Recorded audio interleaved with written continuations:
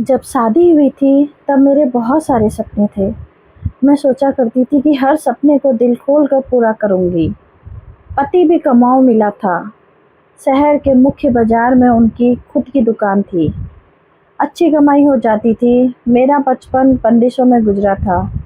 पहले पिता की पाबंदियां, फिर भाई की बंदिशें। खुलकर जीने का मौका ही नहीं मिला था। 12वीं पास करते ही पढ़ाई छुड़वा दी गई थी। घर की चार दीवारी में रहकर जवान हुई थी। सोचा था पति के घर में कुछ रियायतें मिलेंगी, घूमेंगे फिरेंगे, नई दुनिया देखेंगे, थोड़ा सा खुलकर जिएंगे। मैंने पति से कहा, सुनो जी, 10 दिन का हनीमून टूर बनाओ ताकि थोड़ा सा खुलकर जिएं, खुली हवा में सांस लेकर जिंदगी की नई शुरुआत करें। पति ने कहा, अब इतना पैसा नहीं है कि हनीमून जैसे फिजूल के टूर पर खर्च किया जाए। अभी एक बहन और भाई की शादी करनी है, उनकी पढ़ाई पर भी खर्चा लग रहा है। इतने दिनों के लिए मैं दुकान बंद नहीं रख सकता, ग्राहक कहीं और से सामान लेने लगेंगे। मैं उदास होकर बोली, फिर मेरे सपनों का क्या होगा? पति बोले, थोड़ा सा धीरज रखो, मैं तुम्हारे हर सपने को पूरा करूँगा। पहले बहन भाई को सेटल करके उनकी शादियाँ कर दूँ, फिर हमारे पास वक्त ही वक्त होगा। फुर्सत की आस में इच्छाओं को टालना करना पड़ा। पति की दुकान में बिजी हो गए और मैं गृहस्थी की गाड़ी में सवार होकर घर को संभालने में बिजी हो गई। वक्त गुजरने लगा, चाहे दिन के सुख के गुजरे या सुख दुख के। वक्त कम वक्त रुकता नहीं है, ये चलता ही रहता है। शादी के बाद तो ये चलता ही नहीं बल्कि दौड़ता है। सोचने का भी अवसर नहीं देता। वर्ष गुजर जाते हैं, पता ही नहीं चलता कब गुजर गए। इस बीच मैंने एक बेटी और एक बेटे की माँ बन गई। ननद और देवर दोनों नौकरी में लग गए। अच्छा सा रिश्ता देखकर उनकी शादियाँ कर दी। ननद अपने ससुराल चली गई और देवर शादी के बाद दूसरे शहर में बस गया। पति की जिम्मेदारियां पूरी हो गई, मगर फुर्सत अब भी नहीं मिली। बच्चे स्कूल जाने लगे, उन्हें नहला धुलाकर स्कूल भेजना, फिर वापस लाना, उनका होमवर्क कराना, बस इसी में जिंदगी जैसे खो गई थी। पति को दुकान से फुर्सत मिलना तो जैसे नामुमकिन था। पैसों की कमी नहीं थी, बैंक बैलेंस बढ़ता जा रहा था। पति ने गाड़ी खरीद ली थी, एक प्लॉट और एक फ्लैट भी खरीद लिया था। गाड़ी सिर्फ इतना ही काम आती थी कि पति उसे लेकर सुबह दुकान चले जाते और शाम को वापस आते। एक बार बच्चों की छुट्टियों के समय ही मैंने उन्हें फिर याद दिलाया, सुनो जी, अब तो पैसे और फुर्सत दोनों है, चलो कहीं घूम आए। घर की चार दीवारी में दम घुटता है, कहीं खुली हवा में ले चलो ना। पति गुस्सा हो गए, बोले, इतना सुंदर घर बना के दे रखा है, फिर भी इसमें दम घुटता है, शर्म करो। दुनिया में ऐसे भी बहुत लोग हैं जो फुटपाथ पे सोते हैं, उन्हें कमरा भी नसीब नहीं होता, और तुम्हें इतनी सुख सुविधा दे रखी है, फिर भी घर रास नहीं आता। उस दिन के बाद मैंने घर से बाहर जाने की जिद छोड़ दी। धीरे धीरे बच्चे बड़े होने लगे, इधर मेरा शरीर भी भारी होता गया। पति का भी बहुत बड़ा पेट निकल आया था, मुझे शुगर भी हो गई थी। कमर और घुटनों में दर्द भी रहने लगा था। अब तो घर से बाहर निकलने का दिल ही नहीं करता था। थोड़ा सा चलते ही मैं हाँफने लगती थी और घर का काम भी नहीं होता था। इस कारण नौकरानी रखनी पड़ी। नौकरानी रखने के बाद तो जैसे शरीर खराब ही हो गया था। तरह तरह की बीमारियां लगने लगी। दवाइयों के भरोसे दिन कटने लगे थे। अब जिंदगी कट नहीं रही थी बल्कि घसीट रही थी। पैसा रुतबा सब कुछ था, मगर सुकून नहीं था। इसी तरह जिंदगी को घसीटते हुए बच्चों की शादी कर दी। फिर एक दिन अचानक पति को दिल का दौरा पड़ गया।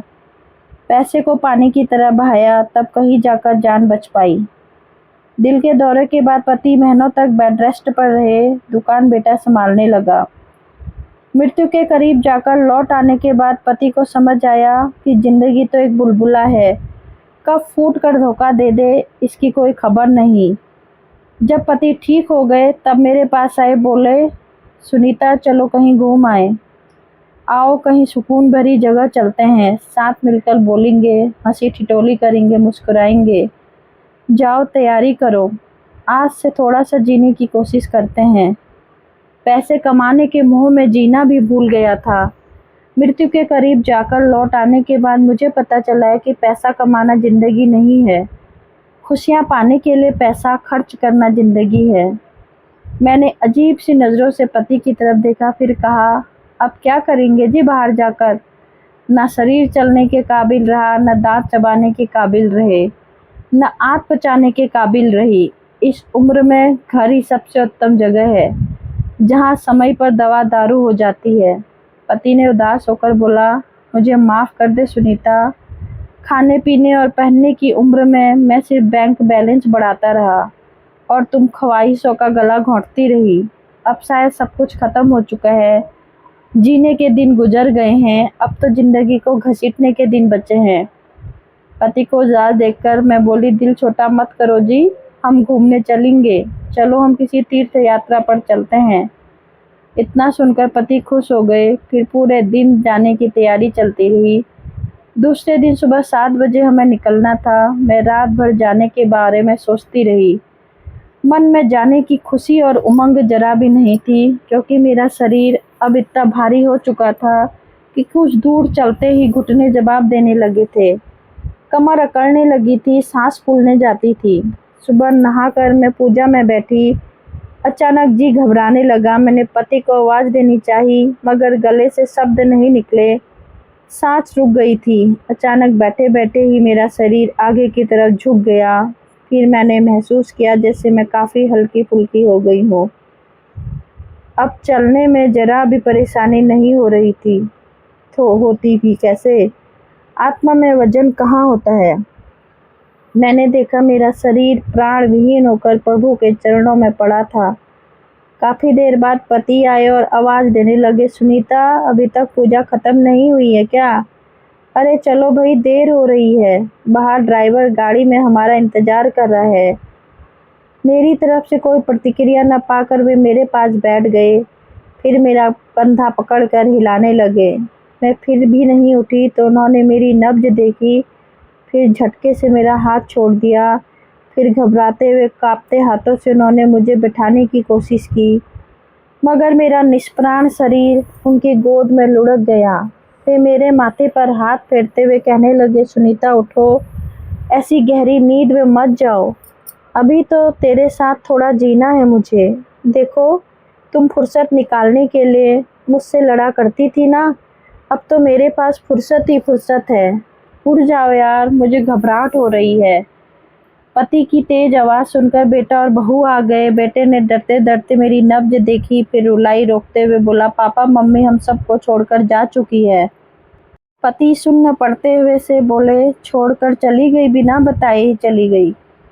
फिर उन्होंने दोनों हाथों से अपने सीने को थाम लिया और झटके से उनका चेहरा नीचे गिरकर मेरे सिर पर टिक गया।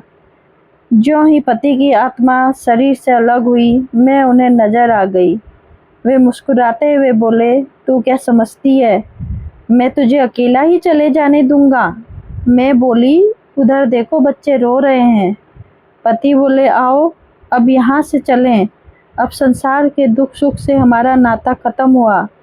माया को इकट्ठी करने के चक्कर में पूरी जिंदगी लगा दी, ये जानते हुए भी कि माया छलिया है, ये किसी की भी नहीं है। दोस्तों, आपको मेरी कहानी कैसी लगी ज़रूर बताइएगा और लाइक से सब्सक्राइब ज़रूर करें और अपनी पत्नी को समय दें।